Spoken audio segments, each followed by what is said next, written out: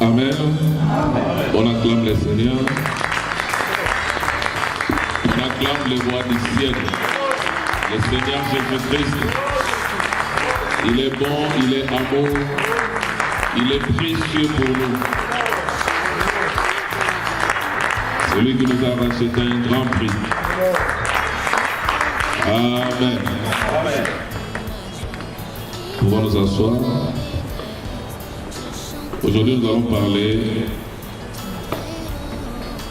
d'un thème très important, le culte d'action et grâce. Il y a beaucoup de gens qui en parlent, mais des fois, on ne connaît pas la profondeur de la chose. Amen. Nous allons dans Psaume, je vous donne des versets, vous notez. Psaume chapitre 116, les versets 1 à 19. Vous notez Philippiens chapitre 4, le verset 6. Colossiens chapitre 3, le verset 17. 2 Corinthiens chapitre 4, le verset 15. Je reprends. Psaume 116, le verset 1 à 19. Philippiens 4, le verset 6. Colossiens 3, le verset 17.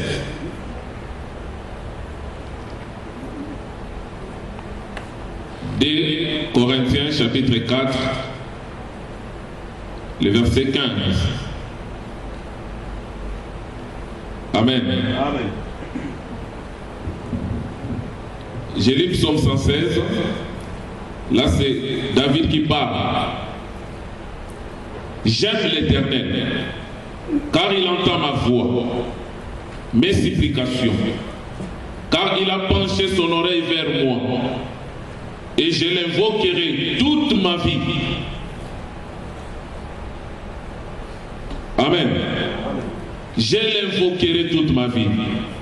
Les liens de la mort m'avaient environné, et les angoisses du séjour des morts m'avaient saisi. J'étais en proie à la détresse et à la douleur. Mais j'ai invoqué le nom de l'Éternel. Ô Éternel, sauve mon âme. L'Éternel est miséricordieux et juste. Notre Dieu est plein de compassion. L'Éternel garde les saints. J'étais malheureux et il m'a sauvé. Mon âme retourne à ton repos, car l'Éternel t'a fait du bien. Oui, tu as délivré mon âme de la mort, et mes yeux de l'âme, mes pieds de la chute. Je marcherai devant l'Éternel sur la terre des vivants. J'avais confiance, alors je disais, je suis bien malheureux. Je disais dans mon angoisse, tout homme est trompé. Comment rendrai-je à l'Éternel tous ses bienfaits envers moi? Je lèverai la coupe de délivrance et j'invoquerai le nom de l'Éternel. J'accomplirai mes vœux envers l'Éternel en présence de tout son peuple. Elle a dit prie aux yeux de l'Éternel la mort de ceux qui l'aiment. Écoute-moi, ô Éternel, car je suis ton serviteur. Ton serviteur, le fils de ta servante, tu as détaché mes liens. Verset 17. Je t'offrirai un sacrifice d'action de grâce et j'invoquerai le nom de l'Éternel. J'accomplirai mes vœux envers l'Éternel en présence de tout son peuple. Dans les parvis de la maison de l'Éternel, au milieu de toi, Jérusalem, louez l'Éternel. Amen. Là, c'est le roi David qui parle. David, il a connu le haut et le bas dans sa vie. Il a connu des moments de tristesse, les moments de souffrance, les moments d'angoisse. Et il a connu aussi des bons moments. Et il a dit, tant que je vivrai, je ne cesserai d'invoquer le nom de l'Éternel. Tant que je serai en vie, je rendrai à l'Éternel un culte d'action de grâce pour tout ce qu'il a accompli dans ma vie. Alléluia. Quand nous parlons du culte, le culte c'est une célébration à l'honneur de quelqu'un. Quand nous rendons culte à Dieu, c'est-à-dire nous célébrons l'Éternel, nous lui rendons hommage, gloire et honneur. De la même manière, les satanistes, ils rendent aussi culte à Lucifer. Ce que nous appelons le culte luciférien. Ils rendent gloire à Lucifer. Et si nous pouvons aussi aller loin, il y a aussi le culte des hommes, le culte des personnalités. C'est ce qu'il faut éviter. Alléluia. Je donne un exemple. La Bible nous dit Dieu d'Abraham, d'Isaac et de Jacob. C'est dans la Bible. Amen. Mais il arrive des fois, tu es dans une église, tu sers Dieu, tu pries Dieu, et Dieu opère des miracles. Il te fait du bien, il te bénit. Maintenant, pour lui rendre des actions de grâce, toi tu viens lui rendre des actions de grâce au nom de ton pasteur. Pour dire, j'ai béni Dieu, le Dieu de mon pasteur tel. Mais la question, es-tu sûr que ton pasteur sert le Dieu d'Abraham, d'Isaac ou de Jacob? Parce que s'il ne sert pas le Dieu d'Abraham, d'Isaac et de Jacob, c'est lui qui a créé les cieux et la terre. À cause d'un bienfait, tu viens, tu dis, j'ai béni Dieu, le Dieu de mon pasteur tel. Si ton pasteur est dans l'occultisme, tu rends un culte d'action de grâce à son Dieu. Alléluia. Alléluia. Et quand je prends le mot action de grâce représente tous les actes que l'homme pose. Action de grâce, action, ça représente aussi les actions que Dieu peut faire dans la vie de quelqu'un. De la même manière, Dieu, il bénit son peuple, il délivre son peuple, il fait du bien à son peuple. De la même manière, Lucifer aussi fait à ses adeptes. Et aussi, ils rendent des actions de grâce à Lucifer à cause de tout ce qu'il fait pour eux.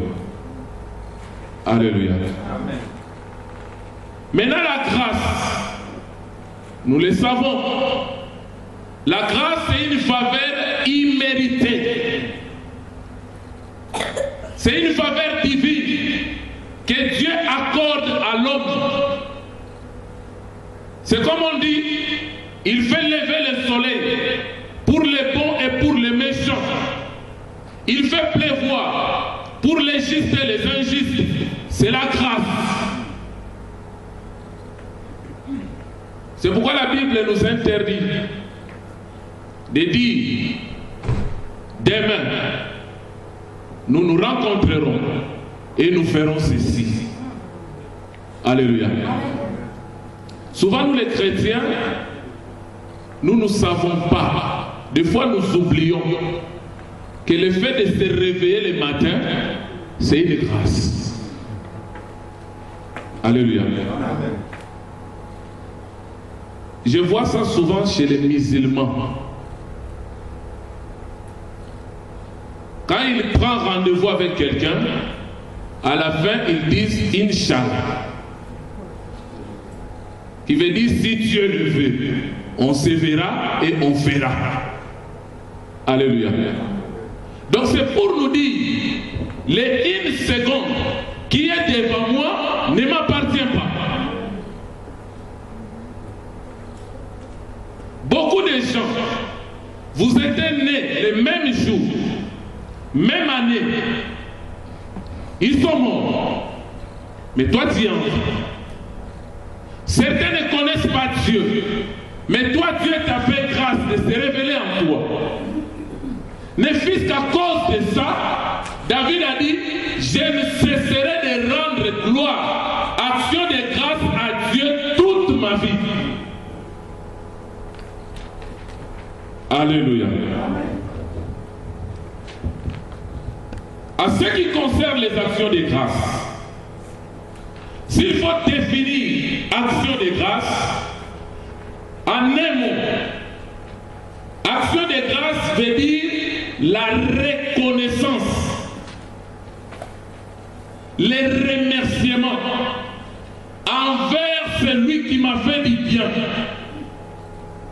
Maintenant, la Bible va encore loin pour nous dire, nous devons rendre gloire, action de grâce à toutes circonstances, que ce soit dans le bonheur, tout comme dans le malheur. Mais souvent, quand il y a un malheur, on oublie de faire des actions de grâce. On se souvient seulement quand nous sommes dans les moments de bonheur. Alléluia. Romains 8, le verset 28. Romains chapitre 8. Ceux qui prennent note, vous notez aussi 1 Thessaloniciens 5, le verset 18, et Éphésiens 5,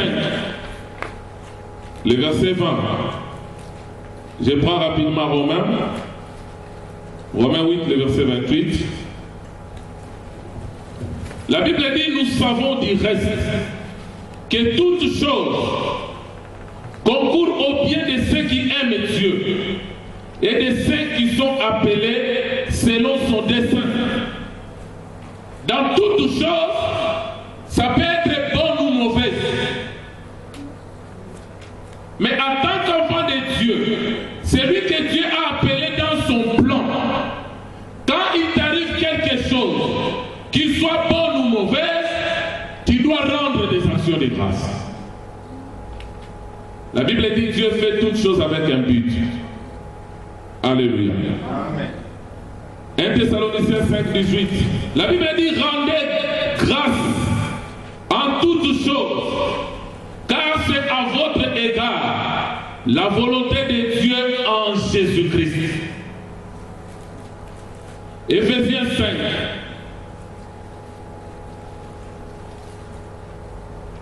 Le verset 20.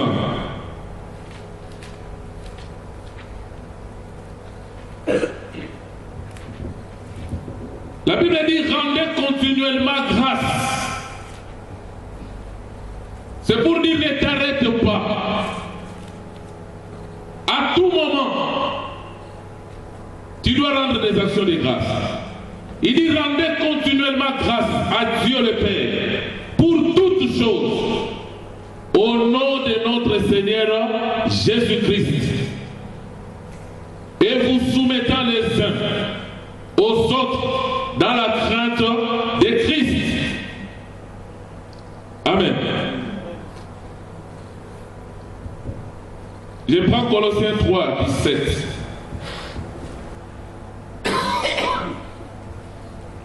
La Bible dit, et quoi que vous fassiez, en parole ou en œuvre, faites tout au nom du Seigneur Jésus-Christ, en rendant par lui les actions de grâce à Dieu le Père.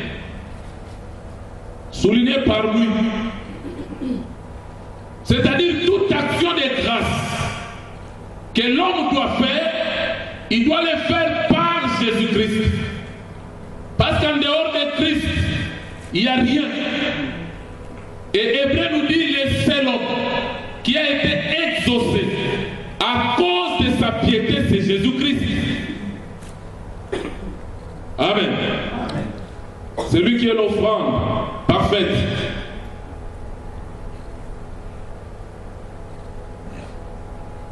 Alléluia. Amen.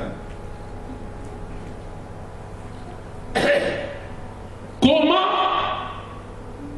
pouvons-nous rendre des actions de grâce à Dieu? Nous parlons des actions de grâce. Nous avons dit au début qu'il y a beaucoup des enfants de Dieu. Ils parlent des actions de grâce, mais ils ne comprennent pas le fond. Des fois, ils sont superficiels. Des fois, nous pensons que rendons des actions de grâce, c'est seulement chanter pour Dieu. Or, les actions de grâce, c'est plus que ça. Alléluia. Le premier moyen de rendre des actions de grâce à Dieu, c'est par le fruit de nos lèvres. Et en parlant des fruits de nos lèvres, comme premier moyen de rendre à Dieu des actions de grâce, nous voyons les premiers éléments, la louange. Alors dans Éphésiens chapitre 5, les versets 19 à 21. Éphésiens chapitre 5, les versets 19 à 21. Que nous dit la parole de Dieu? La Bible dit: entretenez-vous par des psaumes, par des hymnes et par des cantiques spirituels. En d'autres termes, si le cantique que tu rends n'est pas spirituel, tu penses rendre des actions de grâce à Dieu, mais tu es en train d'honorer Lucifer. Alléluia. Par des cantiques spirituels, chantant et célébrant de tout votre cœur les louanges du Seigneur. Et rendez continuellement grâce à Dieu, le Père, pour toutes choses, au nom de notre Seigneur Jésus-Christ, et soumettez-vous les uns aux autres dans la crainte de Christ. Alléluia. Amen. Donc, premier élément, c'est par le fruit de nos lèvres. Et comme sous-point, nous avons d'abord la louange. Et le deuxième point, nous avons les témoignages. Alléluia. Quand on parle de témoignages, des fois nous voyons seulement l'aspect de passer devant l'église pour témoigner ce que Dieu a fait dans ma vie. Mais dans les témoignages, nous devons aussi voir un autre aspect, d'aller proclamer Christ. Alors dans Jean chapitre 4, les versets 28 à 29, l'histoire de la femme samaritaine.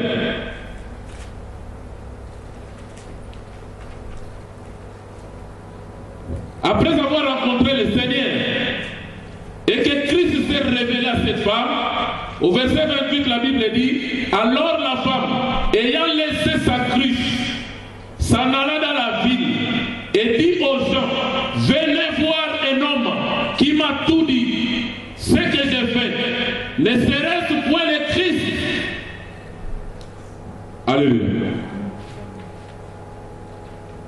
Le fait de rendre à Dieu des actions de grâce, ce n'est pas seulement dans l'église, dans les quatre murs. C'est lui qui témoigne Jésus dans le monde, qui proclame la bonté de Dieu pour l'humanité, qui est en train d'évangéliser pour Christ. Il est en train de rendre des actions de grâce. Alléluia.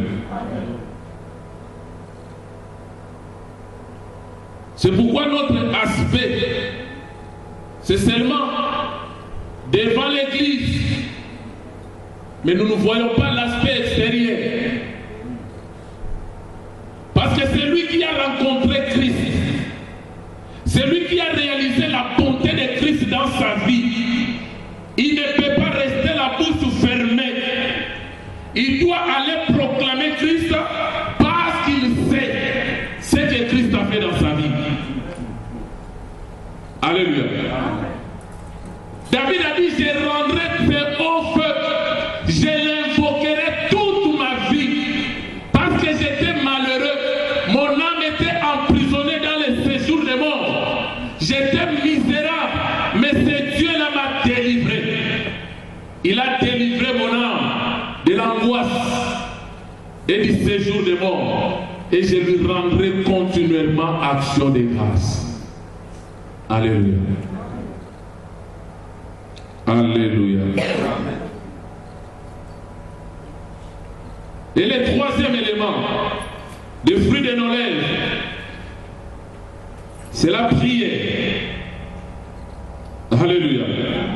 Ceux qui prennent note, par rapport au témoignage, vous prenez aussi Luc chapitre 8, les versets 38 à 39, l'histoire des possédés de Gadara.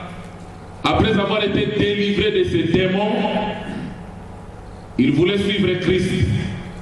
Christ lui dit, va témoigner ce que Dieu a fait pour toi. Et si vous suivez l'histoire de ces possédés de Gadara, alléluia, il a prêché Christ dans la contrée de Décapole. Il a gagné environ 10 villes à cause des actions de grâce. Alléluia. Pour rendre des actions de grâce, on n'a pas besoin d'être dans le ministère.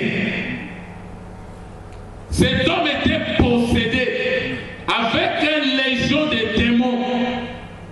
Mais une fois délivré, il a reconnu la bonté de Dieu dans sa vie. Il ne pouvait pas fermer la bouche. Il est allé témoigner. Alléluia. Amen. Alléluia. Amen. Des fois, nous sommes égoïstes. Nous voulons être centrés sur nous-mêmes. Mais pendant que les gens sont en train de mourir, alléluia. Amen. Bien que c'est une question de prédestination ou de l'élection, mais n'empêche que nous puissions présenter Christ. Alléluia. Et le troisième élément, les fruits de nos lèvres, après la louange, les témoignages, nous avons la prière. 1 Thessaloniciens 1, le verset 2. Vous notez aussi 1 Corinthiens, chapitre 10, le verset 25 à 31. 1 Timothée 4, le verset 4 à 5. Colossiens 4, le verset 2. Je reprends. 1 Thessaloniciens 1, le verset 2.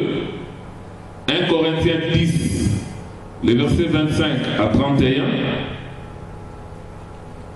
1 Timothée 4, le verset 4 à 5.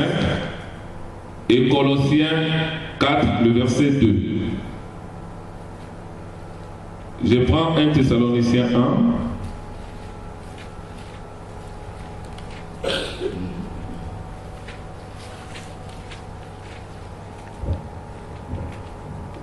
Thessaloniciens 1. L'apôtre Paul dit,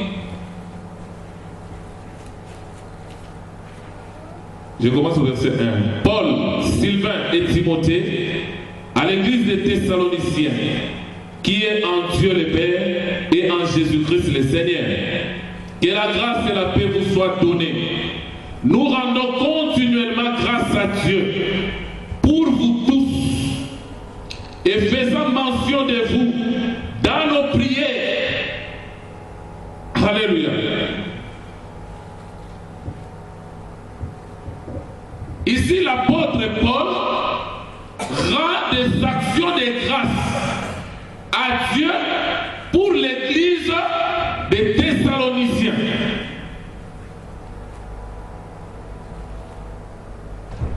C'est comme moi, je peux rendre des actions de grâce à Dieu pour avoir donné ce peuple. De la même manière, le peuple aussi peut dire, Seigneur, je t'ai béni pour m'avoir donné tel serviteur. Et nous devons savoir que si Dieu met à tes côtés un bon ami, quelqu'un qui te soutient dans la prière, dans les moments difficiles, des fois tu dois prier et rendre à Dieu des actions de grâce pour cette personne. Mais souvent, nous pensons qu'il faut rendre l'action de grâce seulement à Dieu pour ce qu'il fait pour toi, parce qu'il m'a guéri. Alléluia.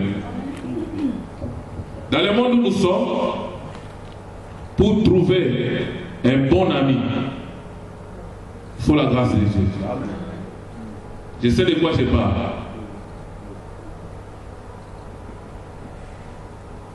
Parce qu'il y a la trahison. Des fois, tu peux être déçu. Mais il faut que Dieu t'aide.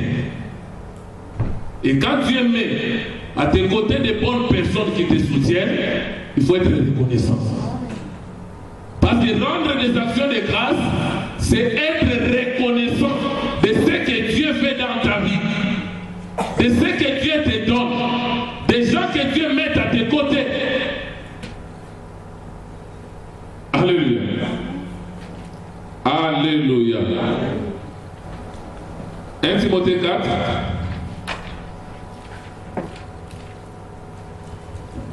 Le verset 4 à 5.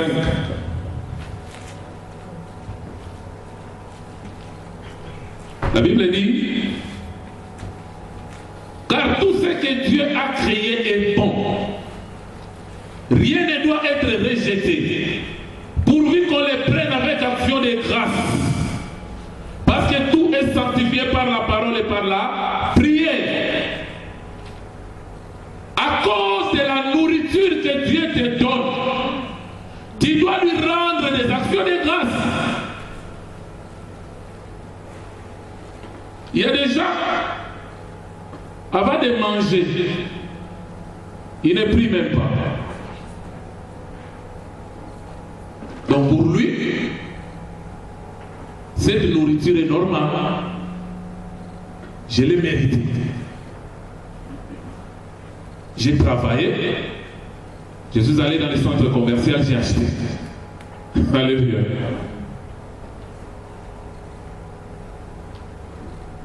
Celui qui ne rend pas des actions de grâce, même par rapport à la nourriture, c'est qu'au fond de lui, il mérite. Or, moi, je connais des gens, après avoir mangé, ils sont tombés malades et ils sont morts. Et quand on fait des examens, on trouve que c'est la nourriture là qui l'a tué. Alléluia. Mais la Bible dit, tout est sanctifié par la parole et par la prière. L'origine de tous les aliments qui se trouvent dans les centres commerciaux, vous ne le savez pas. Il y a des articles qui viennent du monde occulte. Il y a des dons qu'on donne pour que les consommateurs soient affaiblis spirituellement et que ceux qui n'ont pas accepté Christ restent encore incrédules. Et il y a des gens occultes, des gens qui sont dans des pratiques mystiques, ils donnent des dons aux associations. Et des fois, toi, tu vas dans des associations là pour prendre ces articles, des fois gratuitement ou à un prix réduit. Et tu viens, tu consommes sans rendre des actions de grâce. Aussi avec de mauvaises choses, par la prière, Dieu sanctifie. Alléluia. 1 Corinthiens 10, 25 à 31.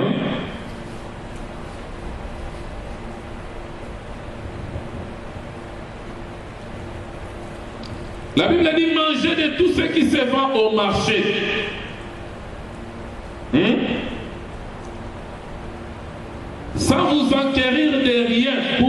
de conscience.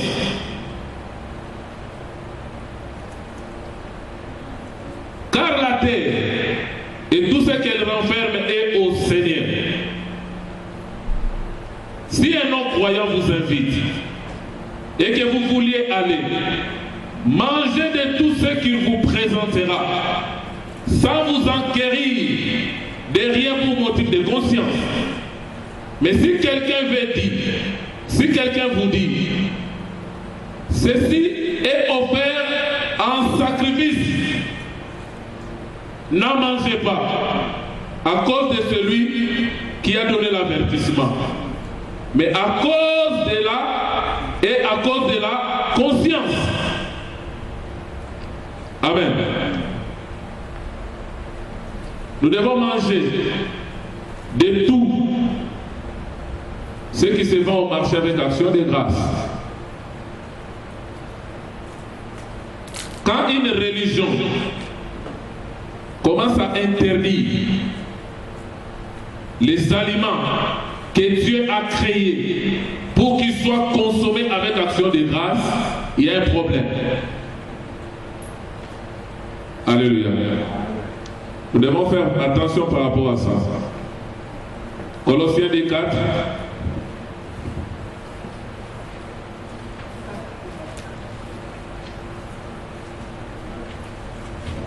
Non, Colossiens 4, le verset 2. Excusez-moi. La Bible dit persévérez dans la prière. Veillez-y avec action de grâce. Persévérez dans la prière. Priez sans cesse. Persévérez dans la prière parce que la prière c'est un combat. La prière n'est pas facile. Alléluia. Mais la Bible te dit persévère et veille à te prier avec action de grâce.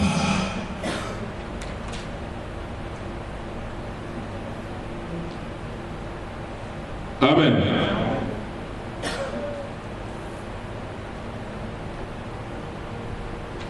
Rendre des actions de grâce, c'est exprimer notre reconnaissance, nos remerciements vis-à-vis de Dieu. Mais ce que nous devons comprendre, rendre des actions de grâce, c'est une attitude du cœur. Alléluia. C'est une attitude du cœur. Ce n'est pas ce qui se fait visiblement. Je peux prier à haute voix. Dieu, je t'ai béni. Je te rends de multiples actions de grâce pour ce que tu as fait dans ma vie. Je peux passer devant l'église, chanter et rendre des actions de grâce par des psaumes, des hymnes et des cantiques spirituels. Je peux aussi les témoigner. Mais la chose la plus importante, Dieu voit le cœur, l'attitude du cœur. Tu le fais pourquoi? Parce qu'il y a des gens, je peux vous dire, il y a des gens qui aiment les micros.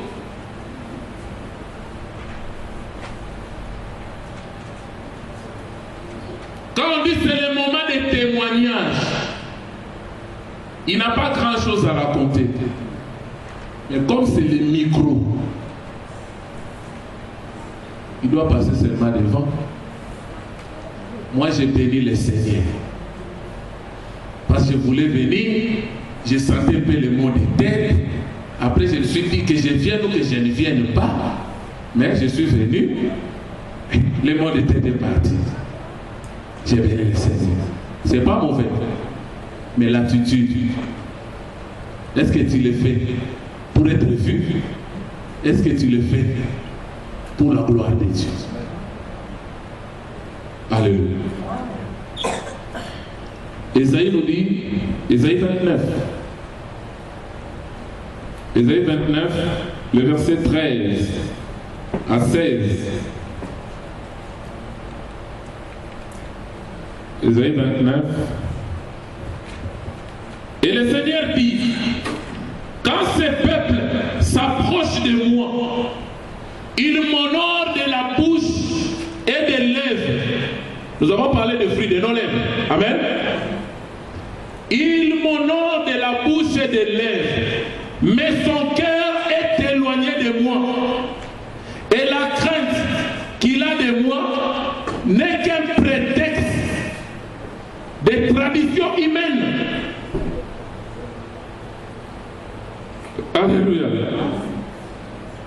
Si vous continuez, vous allez voir l'Éternel dit, c'est pourquoi je frapperai encore ce peuple par des prodiges, des miracles, et la sagesse de ces sages périra, et l'intelligence de ces hommes intelligents disparaîtra. Malheur à ceux qui cachent leurs desseins pour les dérober à l'Éternel, qui font leurs œuvres dans les ténèbres et qui disent, qui nous voit et qui nous connaît, quelle perversité est la vôtre. Les potiers, dira-t-il, doit-il encore considérer comme de l'argile pour que l'ouvrage dise de l'ouvrier, il ne m'a point fait, pour que les vases disent du potier, tu n'as point d'intelligence. Là, Dieu nous parle de l'ingratitude des hommes. Il dit, ce peuple m'honore de bouche et de lèvres, mais leur cœur est éloigné de moi. Parce que rendre des actions de grâce, ce n'est pas seulement le fait de reconnaître ou de remercier Dieu avec le fruit de nos lèvres, par des cantiques, par des témoignages et par la prière. Mais c'est l'attitude du cœur qui compte. La Bible dit, tout ce que vous faites, faites-le pour la gloire de Dieu.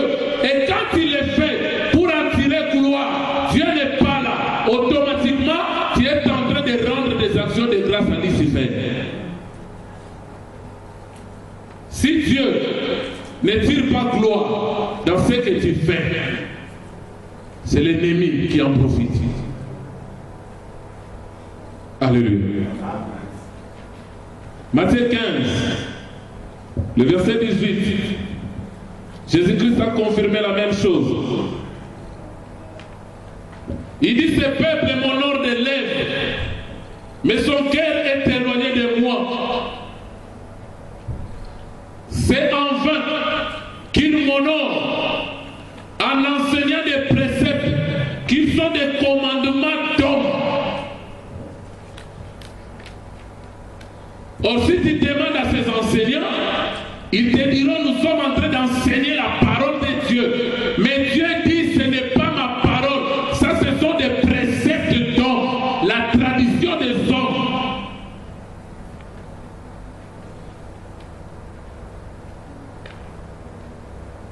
Alléluia. Nous sommes en train de répondre à la question, comment rendre des actions de grâce? Deuxième élément, c'est par nos actes. Quand je parle des actes, je vois les œuvres. Ce que nous faisons pour Dieu. Alléluia. Premier élément dans les actes, c'est l'obéissance à Dieu. L'obéissance à la parole. Romains 5, le verset 17 à 19, la Bible dit, par les péchés d'un seul, par la transgression d'un seul, nous tous, nous avons été rendus transgresseurs de la loi de Dieu. Tous ont péché et sont privés de la gloire du Seigneur. Mais la Bible ajoute, par l'obéissance d'un seul, de Christ, tous ceux qui croient en lui, Dieu les a rendus obéissants. Alléluia. Maintenant, quand tu es obéissant à Dieu, obéissant à la parole, reconnais la grâce de Dieu. Raison pour laquelle tu dois lui rendre des actions de grâce à cause de cette obéissance, tout en reconnaissant que je ne mérite pas. Ce n'est pas par mes efforts. C'est par Dieu. C'est par Jésus-Christ. Alléluia. Amen. C'est là où nous disons que la foi, c'est l'obéissance. Alléluia. Alléluia. Amen. Et le deuxième élément dans nos actes, c'est le sacrifice. 1 Samuel 15, le verset 22. La Bible nous dit, l'obéissance vaut mieux que les sacrifices. À quoi sert les sacrifices s'il n'y a pas l'obéissance? Parce que s'il n'y a pas l'obéissance à Dieu, tes sacrifices profitent à quelqu'un. Il y a quelqu'un qui en tire gloire. Et dans les sacrifices, quelqu'un peut sacrifier de son temps pour servir Dieu. Quelqu'un peut sacrifier sa jeunesse pour servir Dieu.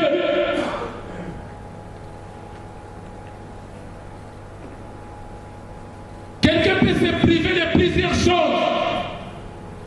La Bible dit tout m'est permis, mais tout n'est pas utile.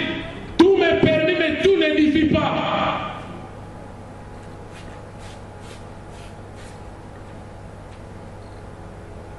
Alléluia. Amen.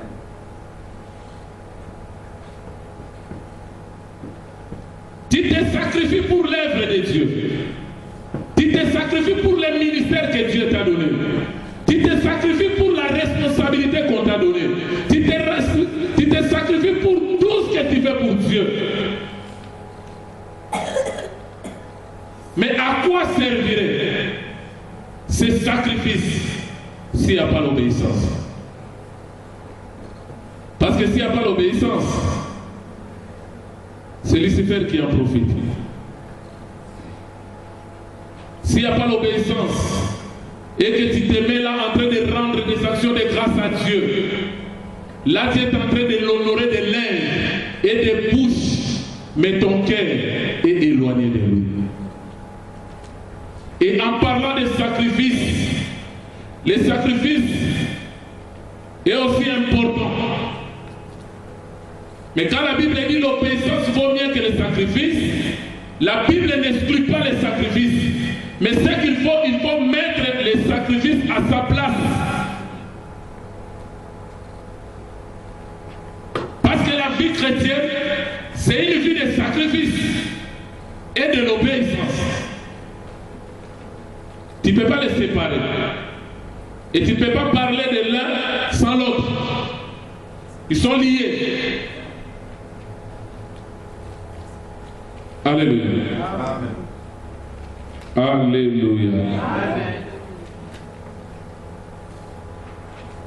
Dans les sacrifices, non seulement de nos temps, non seulement de notre ministère, mais nous devons aussi offrir à Dieu avec nos biens. Celui qui dit je suis obéissant à Dieu, je me sacrifie pour l'œuvre, pour les temps, mais pour tout ce qui est de mes avoirs, là je mets Dieu de côté.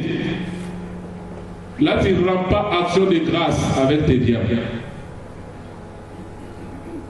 Quand Josué a dit moi et ma maison nous servirons l'Éternel, c'est-à-dire même avec ses biens, avec toute sa famille, avec tout ce que je possède, parce que quelque part je reconnais que ce Dieu-là, dans Ephésiens 1 le verset 3, il m'a béni de toutes sortes de bénédictions spirituelles en Jésus-Christ dans les lieux célestes. Si je suis béni aujourd'hui, c'est grâce à ce Dieu-là. Voilà pourquoi moi, je lui rends des actions de grâce. Je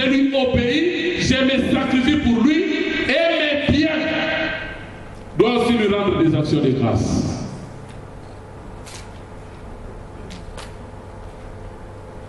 Alléluia.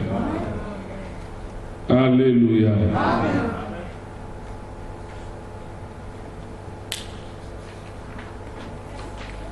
Tu peux donner des offrandes à l'église. Tu peux amener ta portion consacrée, ce que nous appelons la dîme. Les mots qu'on devrait utiliser dans l'ancienne alliance. Dans la nouvelle alliance, on n'utilise pas la dîme. Parce que la dîme veut dire 1/10 de ton revenu. Ça, c'est le seuil fixé par la loi. Mais la grâce étant supérieure à la loi, au temps de la grâce, nous donnons plus de 1/10. Et quand tu donnes plus de 1/10, automatiquement cette portion perd la valeur d'une autre dîme. Ça devient portion consacrée à l'Éternel. Et on les donne avec liberté du cœur, avec amour. Et quand on les donne, on est en train de rendre à Dieu des actions de grâce. Voilà pourquoi dans la nouvelle alliance, on ne doit pas forcer les gens à donner à Dieu. Parce que si tu donnes avec contrainte, avec tristesse, Dieu ne tire pas gloire. Dieu a dit à Moïse, je ferai trouver grâce à ce peuple. Ils sortiront avec de grandes richesses. Il a dit à Abraham dans Genèse 15, il a répété à Moïse dans Exode 3, Exode 4. Mais quand le peuple est sorti avec cette richesse, l'Éternel n'a pas dit à Moïse, tu dois tout récolter. Parce que c'est moi l'Éternel qui leur a fait trouver grâce auprès des Égyptiens. Non. Dieu ne force pas. Il dit à Moïse dans Exode 25, tu recevras l'offrande de tous ceux qui donneront avec un cœur disposé. Et celui qui n'a pas le cœur disposé, c'est que pour lui, cette richesse, il l'a méritée.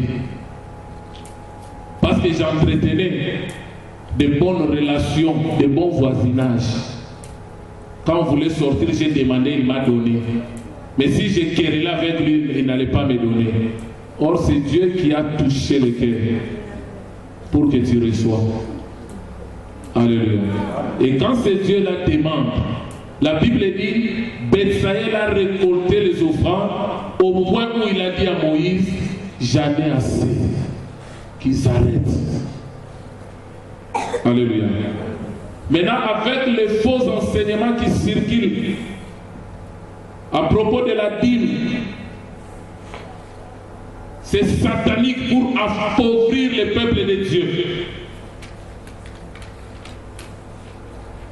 Alléluia. Lisez bien l'histoire de Moïse avec Pharaon. À un moment donné, Pharaon a dit, je vais te libérer pour que tu ailles dans le désert et rendre culte à ton Dieu, le culte d'action de grâce. D'abord il dit, je libérerai les femmes. Moïse a dit, non, nous irons tous. Maintenant avec les enfants, mais je vais garder vos biens. Vous irez adorer, mais je garde vos biens. Moïse a dit, nous ne laisserons rien, même pas une église. C'est-à-dire, nous le peuple, avec nos biens, nous irons dans le désert pour rendre un culte d'action de grâce à Dieu. L'homme par nature n'aime pas donner. L'homme par nature n'aime pas partager. Voilà pourquoi les gens qui ont cette nature-là, quand on leur amène l'enseignement de ne pas donner, ils se réjouissent. Et ils disent, on nous a volé. Or la Bible dit, celui qui donne, reçoit. Celui qui sème, moissonne. Avant que Dieu te donne, tu dois faire un geste. Celui qui donne, reçoit.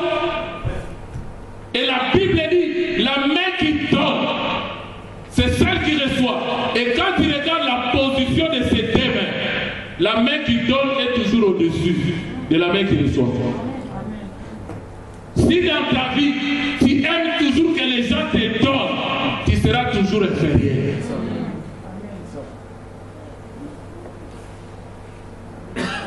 Alléluia. Je sais de quoi je parle. Mais avec Dieu, nous jouons au qui perd gagne. Dieu te dit, prends ton pain, jette à la surface de la mer. Maintenant tu te dis, je parle pas d'une manière prophétique, parce que ce pain là c'est Christ. Mais je suis dans les parties inférieures. Si je prends le pain, je jette à la surface de la mer. S'il faut les récupérer, ça sera à quel état? Ça sera imbibé. C'est comme si j'ai perdu. Mais Dieu te dit, jette, tu les retrouveras. Quand on donne à Dieu, on ne jette pas. On est en train d'investir.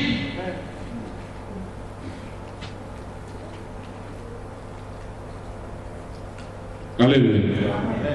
Quand on donne à Dieu, on investit dans son royaume. Le jour où tu auras des problèmes, Dieu viendra à ton secours.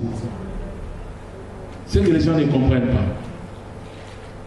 Observez quand la Bible dit celui qui épargne en excès s'appauvrit. Tu commences à épargner 1000 euros, 2000 euros, 3000 euros. Du coup, il y a un événement. Tel est mort. Les yeux de tout le monde en Afrique sont braqués sur toi. On veut faire ça, mais nous t'attendons. Et tu es obligé de te manifester. L'argent que j'ai économisé, je dois encore le faire sortir. Là, Dieu est en train de faire le recouvrement. Il pouvait t'épargner de cette situation. Alléluia. Alléluia. Avec nos biens, nous devons lui rendre des actions de grâce. Mais par manque d'obéissance, par manque de reconnaissance, nous tombons dans l'ingratitude. Je prends quelques cas d'ingratitude avant de terminer. Alors dans Exode 5,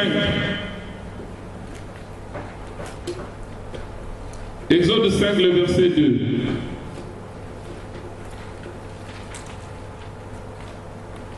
Là nous voyons Pharaon.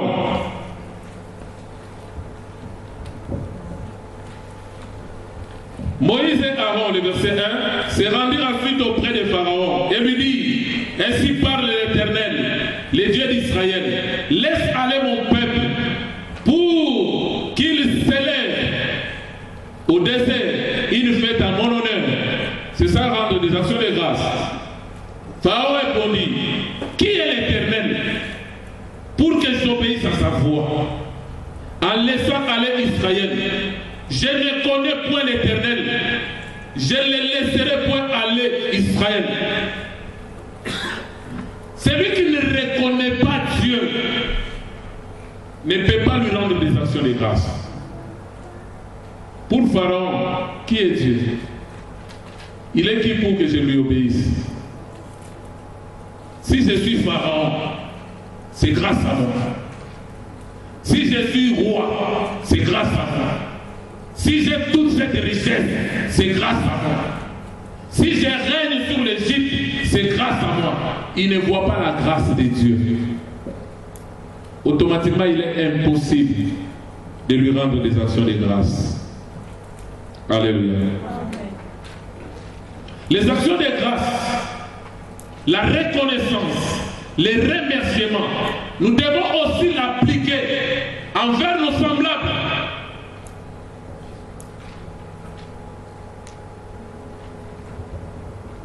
Quelqu'un peut penser qu'en rendant des actions de grâce à Dieu pour ses bienfaits, mais en étant ingrat vis-à-vis de son prochain, Cela ne compte pas.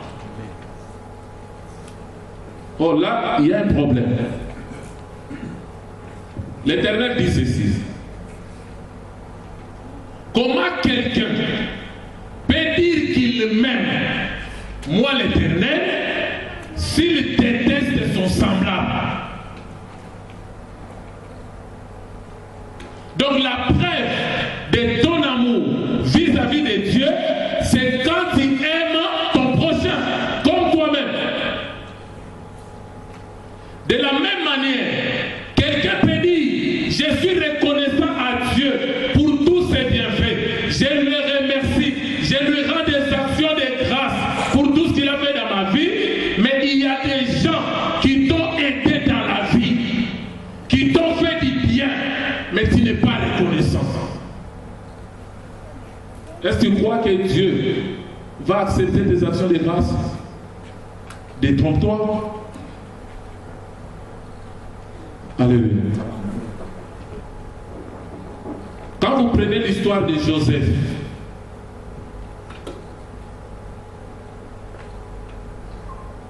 dans Genèse 40, le verset 23, vous allez voir ça. La Bible dit, Joseph était en prison avec les chansons et les panatiers. Ils ont fait un songe. Ils ont expliqué à Joseph. Joseph a dit, toi panatier, tu mourras. Le songe que tu as eu, Pharaon va te tuer. Mais toi les chansons, Pharaon va te réhabiliter. Tu vas reprendre tes fonctions. Amen.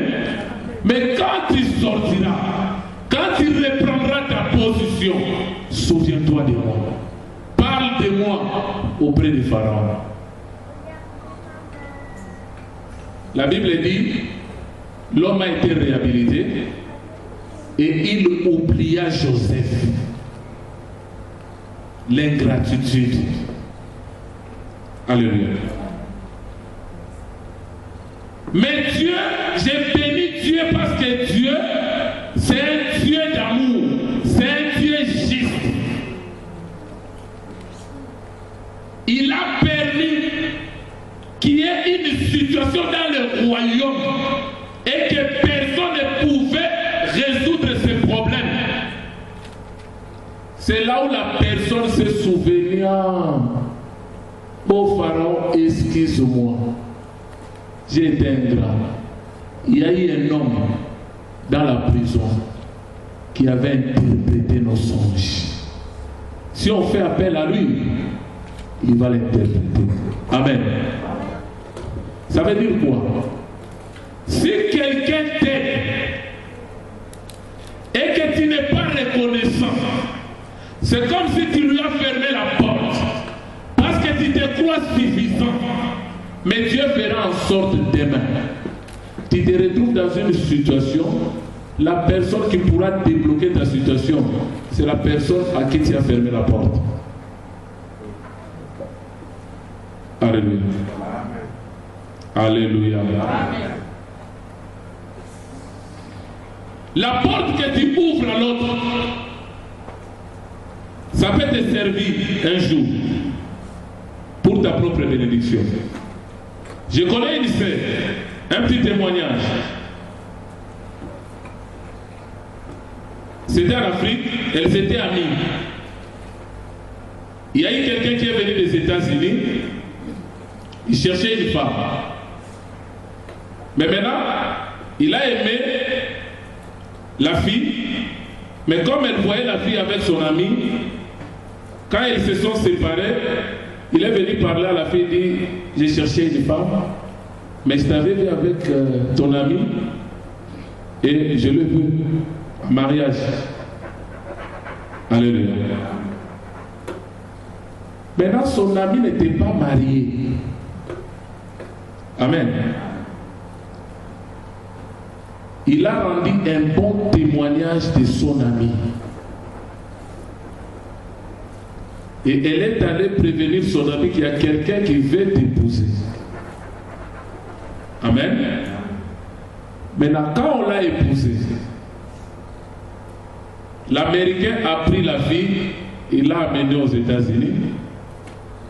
Quelques années plus tard, les couples, ils ont reçu quelqu'un qui venait de Paris. Il visitait les couples. Pendant qu'il fêtait l'album, il a vu la photo de la fille. Il dit, j'aime cette fille. Alléluia.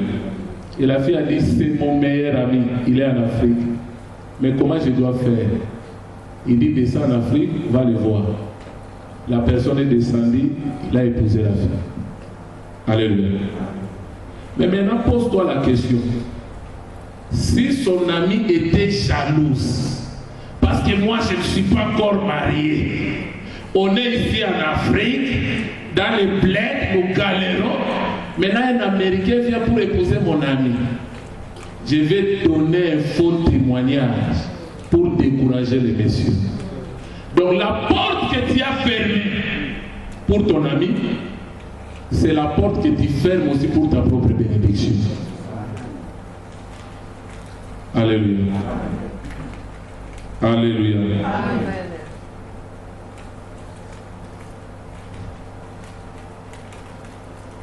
Quand vous prenez l'histoire de David avec Nabal, là je vais terminer, vous notez seulement 1 Samuel 25.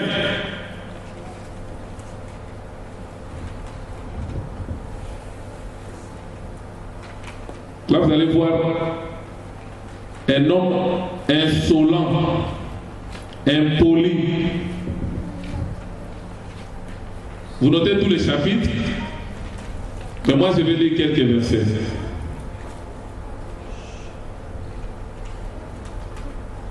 Amen. La Bible dit il y avait à Maon un homme fort riche, possédant des biens à Carmel. Il avait 3000 brebis. 3000. 1000 chèvres.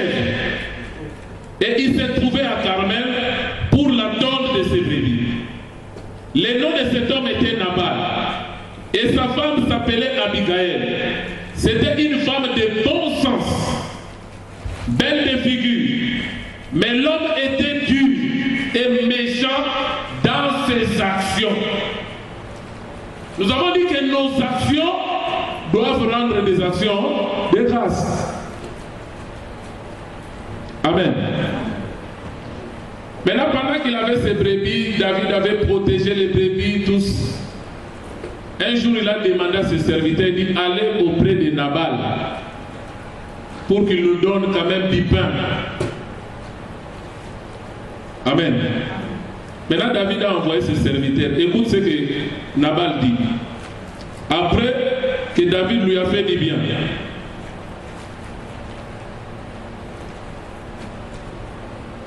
Je prends verset 7.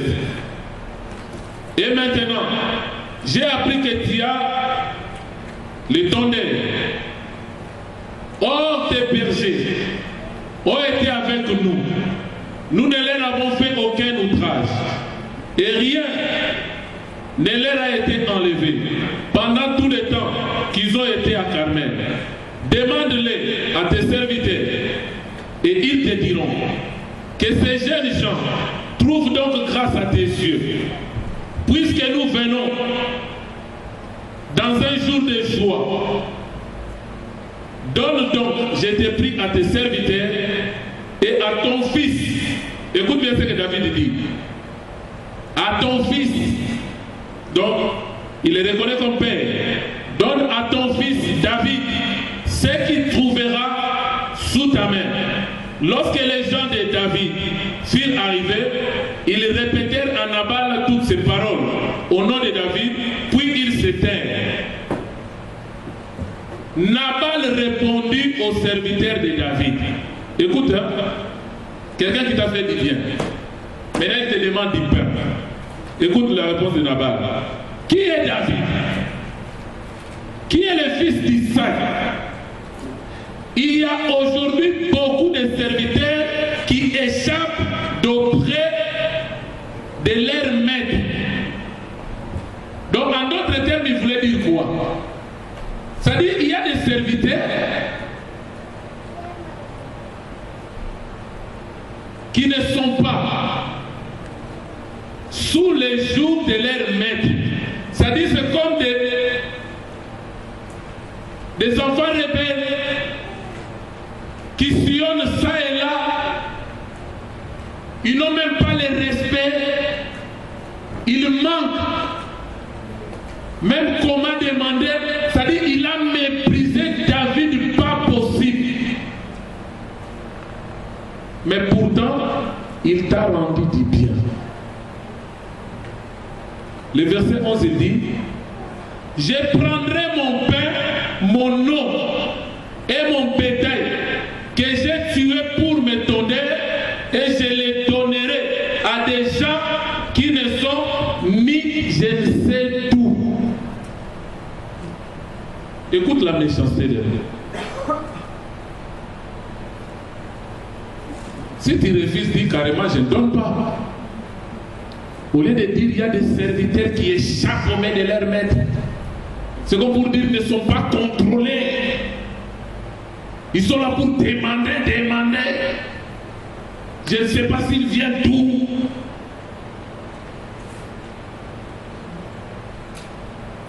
Quand vous lisez l'histoire, la Bible dit quand David a écouté ses propos, il s'est préparé pour aller faire la guerre à Nabal, le détruire. Mais la Bible dit, Nabal avait une femme de bon sens, Abigail. Quand Abigail a appris ce que son mari a dit, il a prêté la nourriture, la provision, sans informer son mari. Il est allé à la rencontre de David. Quand il a vu David, il s'est prosterné.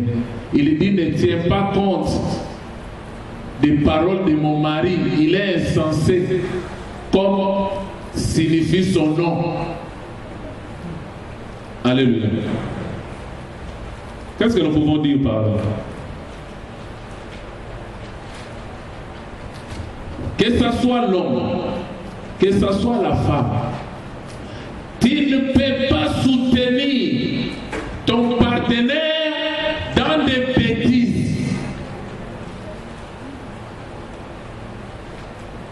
Alléluia.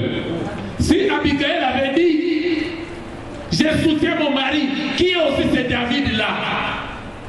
David allait venir avec ses guerriers, il devait vous tuer. Mais il a compris que mon mari a agi en insensé. Mais je ne peux pas le soutenir dans les bêtises. Moi, je vais faire en sorte de régler ses problèmes. Il est allé auprès de David, il s'est prosterné. Il dit, ne tiens pas compte des propos de mon mari. Il est insensé comme l'indique son nom. Que nous puissions trouver grâce à tes yeux. Et David a dit, ton geste a retenu mon épée. Parce qu'au moment où nous parlons, j'allais exterminer toute la maison de Nabal. Alléluia. Alléluia. Amen. La reconnaissance. Vous allez prendre aussi l'histoire des 10 lépreux. Ils étaient malades. Ils sont venus vers Jésus. Jésus a dit allez voir les sacrificateurs. La Bible dit en cours de route, tous les 10 étaient guéris de leur lèpre.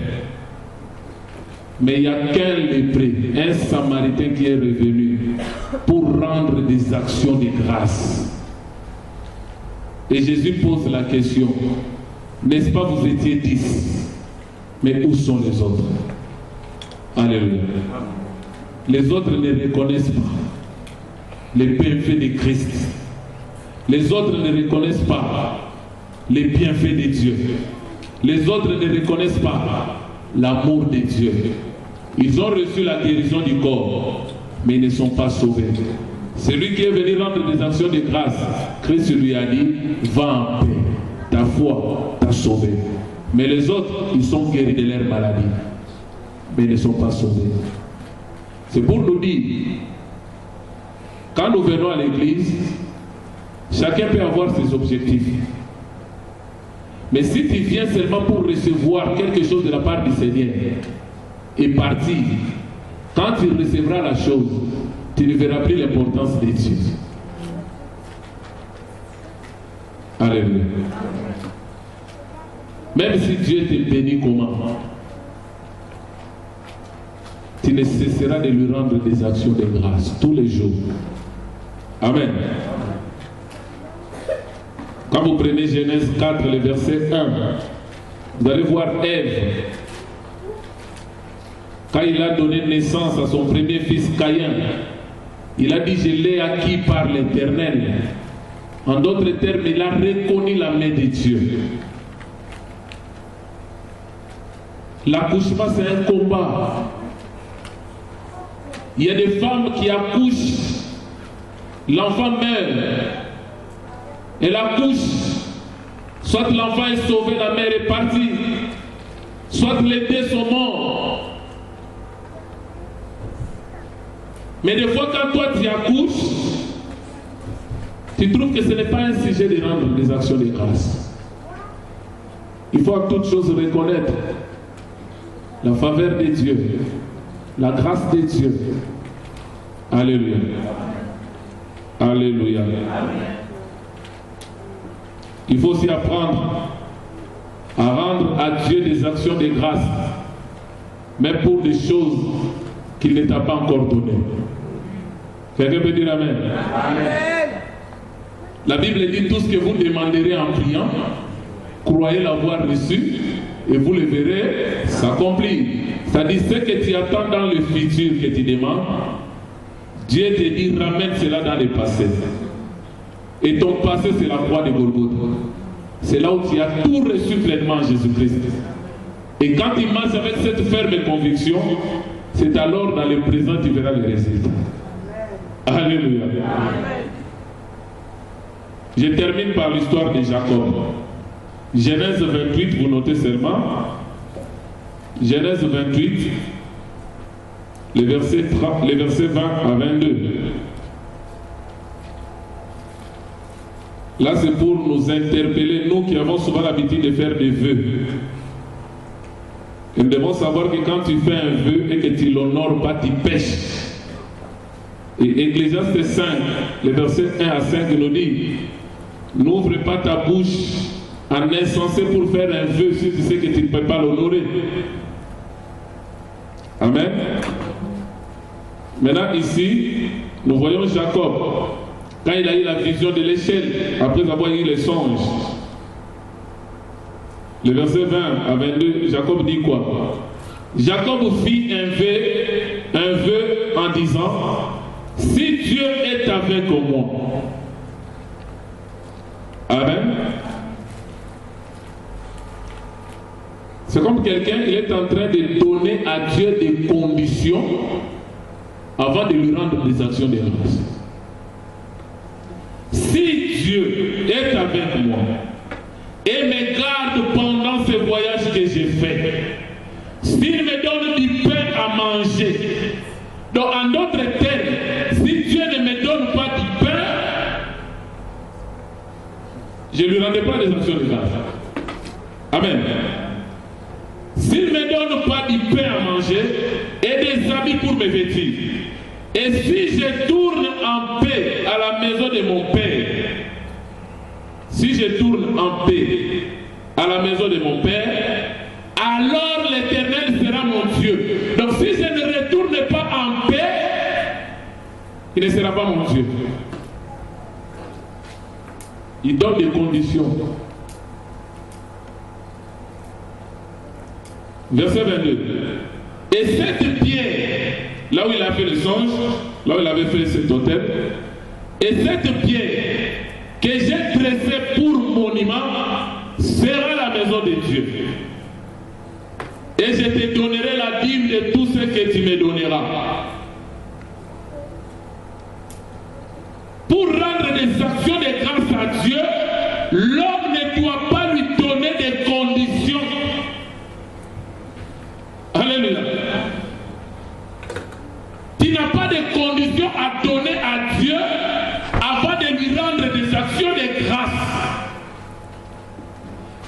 Bible dit, l'homme est une créature merveilleuse de Dieu. Pour t'avoir créé homme, pas animal, pas un arbre, bénis Dieu, rends-lui des actions de grâce.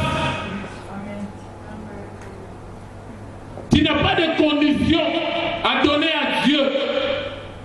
Avant que je lui rende des actions de grâce, je dois d'abord voir que Dieu me donne ça, qu'il me donne ça. Mais moi, je lui rends des actions de grâce, même pour des choses qu'il ne m'a pas encore données.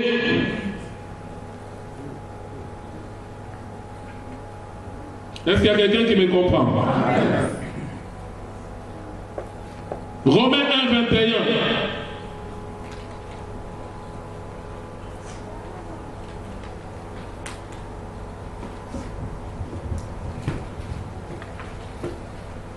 Romains chapitre 1er.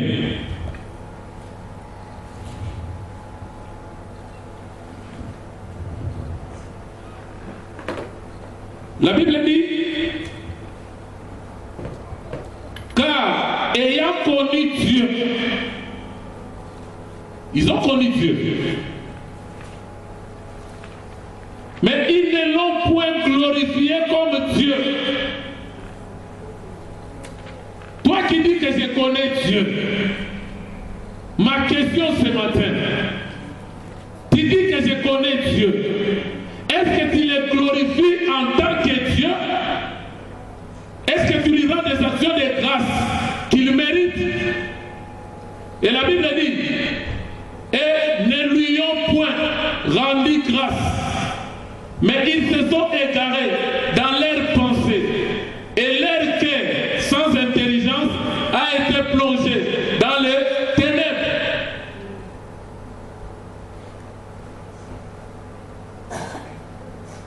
Israël a vu la main de Dieu. Israël a expérimenté la bonté de Dieu. Israël a expérimenté la délivrance de Dieu. Et Dieu dit, pour l'amour de Sion, je ne me tairai jamais. Dieu a manifesté son amour. Il a démontré son amour pour Israël. Mais arrivé dans le désert, écoute ce que Israël dit de l'Éternel. Nombre chapitre 16, je termine par là le verset 13. N'est-ce pas assez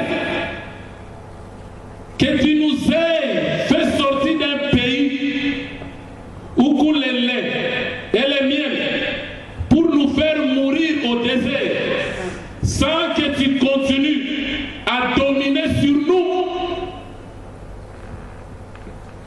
Ce n'est pas Israël qui pouvait dire ça. Alléluia. Alléluia. Israël a oublié la souffrance de l'Égypte. Israël maintenant appelle Égypte le pays où coule le lait et le miel, un pays de délices, pour dire, tu nous as sortis de ce pays-là pour nous amener dans le désert et nous faire mourir. L'Égypte, c'est le monde. Alléluia. Dieu t'a sorti du monde par sa main puissante. Ce n'est pas par toi-même que tu dois sortir du monde. Israël ne pouvait jamais sortir de l'Égypte par ses propres efforts. Quand tu étais dans le monde, dans la boue du péché, personne, ni toi-même, pouvait sortir du monde par toi-même. Mais Dieu, par sa main puissante, il t'a fait sortir. Il a dit à Moïse, j'ai vu la souffrance de mon peuple. J'ai vu ceux qui lui font pousser ses oppressés. Maintenant, j'ai une compassion de mon peuple. Je suis descendu moi-même pour les délivrer et l'amener dans le pays où les miens. Et une fois que Dieu t'a délivré du monde, c'est un sujet d'action de grâce. Tous les jours. Je n'ai pas besoin d'attendre seulement un dimanche ou un dimanche de Saint-Sylvestre ou un dimanche de Pâques. Mais je dois rendre des actions de grâce à Dieu tous les jours de ma vie. Parce que ce qu'il a fait dans ma vie, moi-même je ne pouvais pas le faire. Aucun homme ne pouvait le faire. Il était le seul à le faire et il est le seul à le faire et il sera le seul à le faire.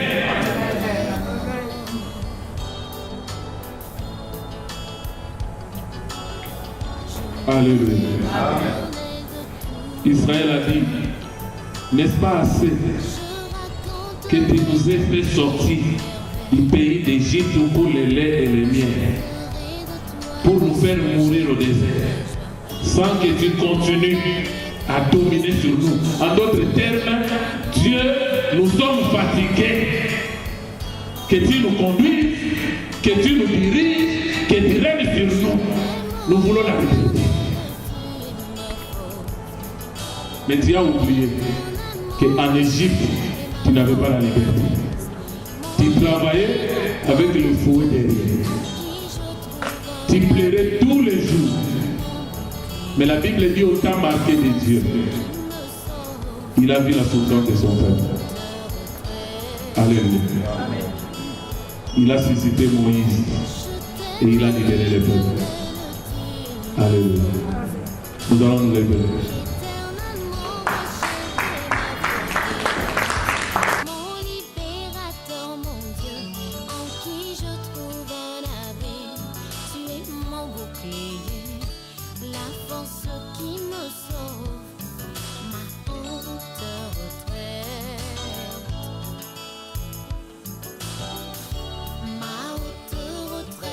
Chancellerai pas.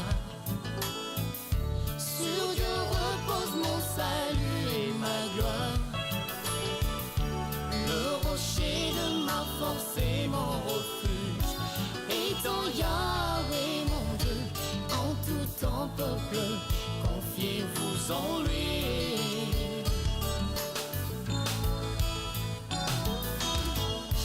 Ma haute retraite, je ne chancellerai pas. Sur Dieu repose mon salut et ma gloire.